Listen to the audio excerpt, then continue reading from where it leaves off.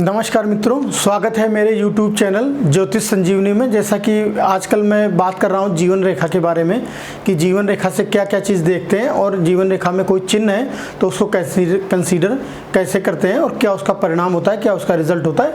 तो आइए देखते हैं विस्तृत रूप से डिटेल में। जैसे जीवन रेखा और जैसे पहले मैं बात करना चाहूँगा कि जीवन रेखा को और भी नामों से जाना जाता है। जीवन रेखा, आयु रेखा, तन रेखा, शक्ति रेखा, कर्म रेखा, प्राण रेखा, इन और इसके और भी नाम हैं, करीब 14 नाम होते हैं। तो मैंने मुख्य जो नाम है वो मैंने यहाँ लिखे हुए हैं। और इसके बाद में इस जीवन रेखा के क्या कार्य हैं, जीवन रेखा से क्या क्या चीज़ें देखते हैं। आयु की गणना की जाती है, प्राण शक्ति कितनी है व्यक्ति में, कैसा उसका जीवन रहेगा, स्वास्थ्य कैसा रहेगा, व्यवहार उसका कैसा रहेगा, व्यवहार कुशलता, सोच उस किसी व्यक्ति की कैसी है, रूढ़िवादी है या लचकता है, व्यवहार में उसका कैसा व्यवहार है। ये सारी चीज़ें जीवन रेखा को देख करके गणना की जाती है।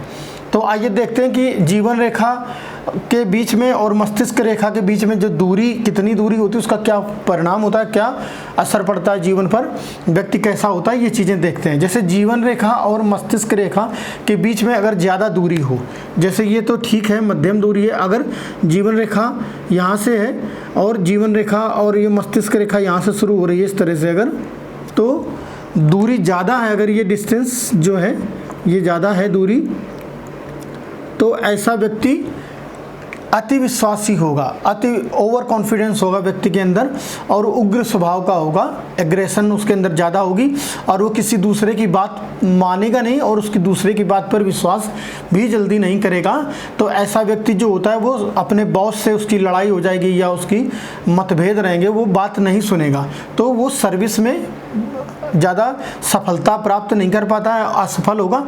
लेकिन ये परिणाम बताने से पहले हमें सर्विस रेखा के बारे में भी, जो सूर्य रेखा है उसके बारे में भी गणना करनी पड़ेगी कि कोई क्रॉस है, कट है या क जरूर होगा इस तरह का, तो वो भी उसकी सूर्य रेखा, सूर्य पर्वत भी देखने होंगे, तब हम इस परिणाम पर जा सकते हैं कि ये किस तरह का व्यक्ति है, उसका व्यक्तित्व कैसा है।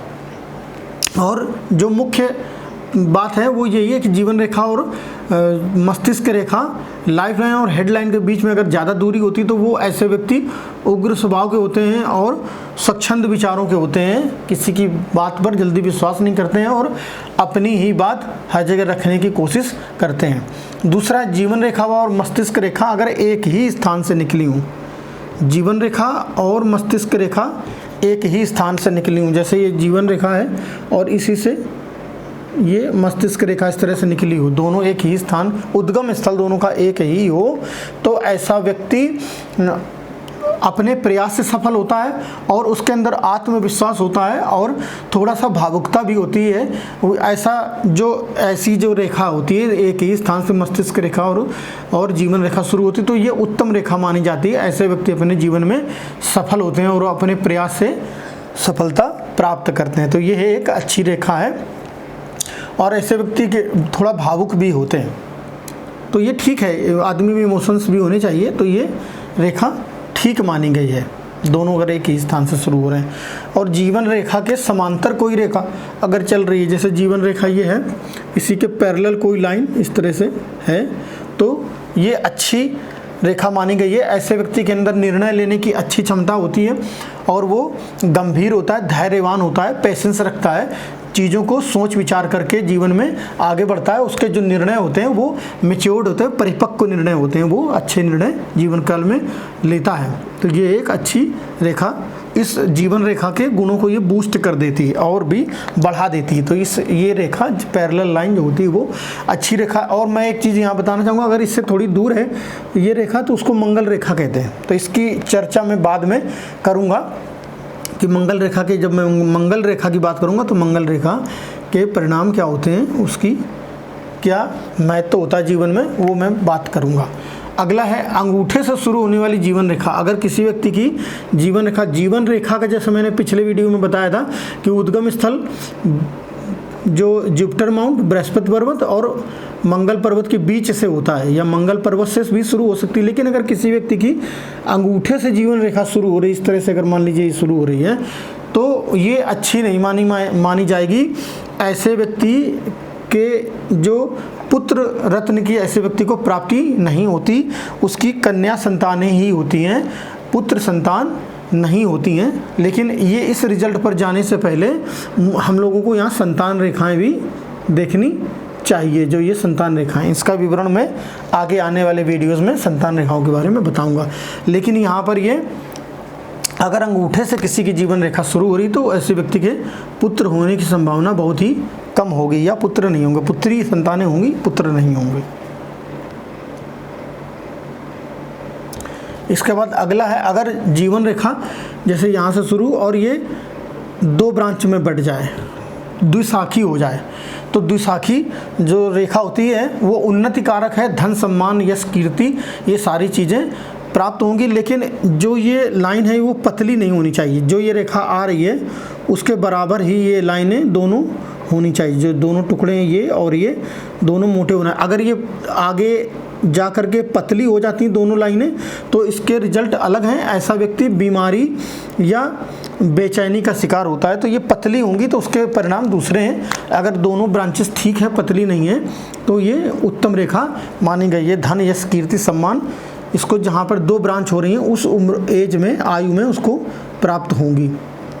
तो ये एक अच्छी रेखा मानी गई है। निचले चंद्र पर्वत से आड़ी रेखाएं, अगर जैसे ये लोअर मून माउंट है, यहाँ से कोई आड़ी रेखाएं इस तरह से जीवन रेखा तक पहुँच जाएं या जीवन रेखा को काट दें, तो ये रेखाएं अच्छी नहीं मानी गई हैं। ऐसे व्यक्ति नशेबाज होते हैं, व्यसनी होते हैं, घुमक्कड़ प्रवृत्ति के होते हैं, उनका एक जगह मन नहीं लगता, यात्रा प्रेमी होते हैं, लेकिन वो एक जगह पर ठहरेंगे नहीं ज़्यादा समय तक, तो वो ये ठीक गुण नहीं है। इसको जो है नशेबाजी, जुए की प्रवृत्ति, गैम्बलिंग या ड्रिंकिंग, स्मोकिंग, इस तरह की आदतें उनके अंदर होंगी। उससे अपना धन जो भी उनके परिवार ने एकत्र किया है या पैतृक लोगों ने एकत्र किया है उसको वो बर्बाद कर देंगे इसी नशेबाजी के चक्कर में पड़ करके या जुए इन चीज़ों में पड़ करके वो इस सब चीज़ को बर्बाद कर देंगे। तो ये जो चंद्र पर्वत से, निचले चंद्र पर्वत से जो लाइंस आती हैं वो अच्छी नहीं मानी गई हैं। बाकी में और जो ऊपरी चंद्र पर्वत से या मिडिल चंद्र पर्वत से, मून माउंट से जो रेखाएँ आती हैं इनका विवरण आगे बताऊंगा जब मैं चंद्र पर्वत की बात करूंगा। तो आज के लिए मित्रों इतना ही।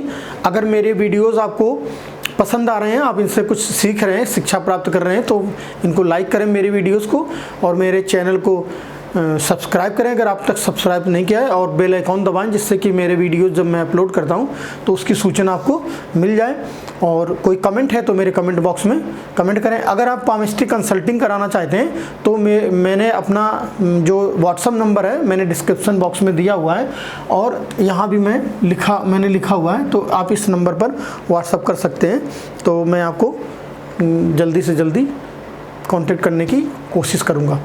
मित्रों आज के लिए इतना ही। नमस्कार, जय हिंद, शुभ रात्रि।